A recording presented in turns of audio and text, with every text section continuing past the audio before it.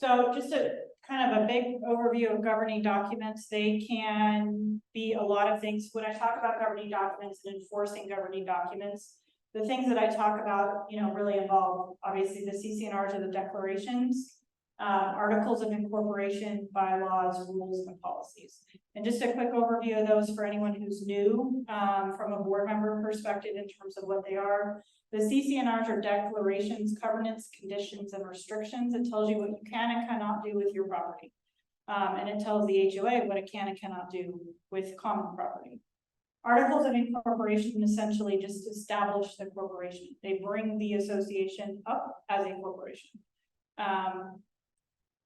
There's not much you're going to get out of that in terms of what your job is as a corporation, other than you are a corporation.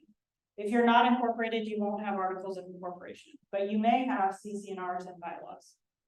Bylaws dictate how a corporation is run. So this is, as a board member, will give you information. Bylaws are also usually much shorter.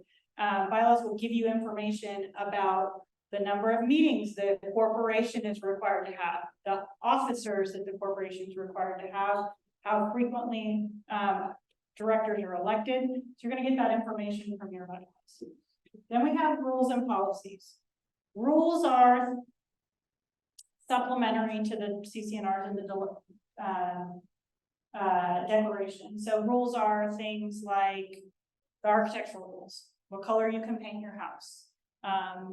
It might be conduct rules, how we have to use the pool or not use the pool.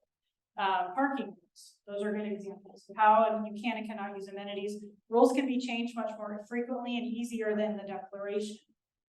Policies are things that boards set that usually dictate how the board governs itself. So how you work internally, how you'll work with management. A lot of times policies are things that are very light for board members. So these are things the board can and cannot do. One example of this would be like a code of conduct for the board. Okay, that's a policy of how the board will conduct itself. Another thing that you might see is a investment policy, right? How the board will invest its investments. So these are two examples of policies that the board could and should create in terms of how to govern itself. Most boards don't take the time to put together a policy. I will tell you, as a board coming on and as a new board member, these are the kinds of things that you would review and kind of go through, especially policies, right? What a board should do and what a manager should be doing.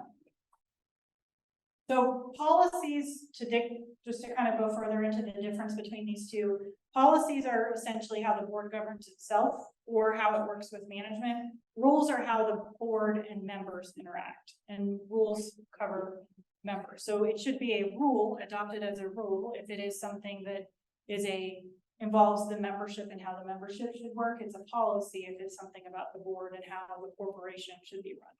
We do appreciate you here at HOA Strategies, the ability we have to work with each of you. So thank you for attending today.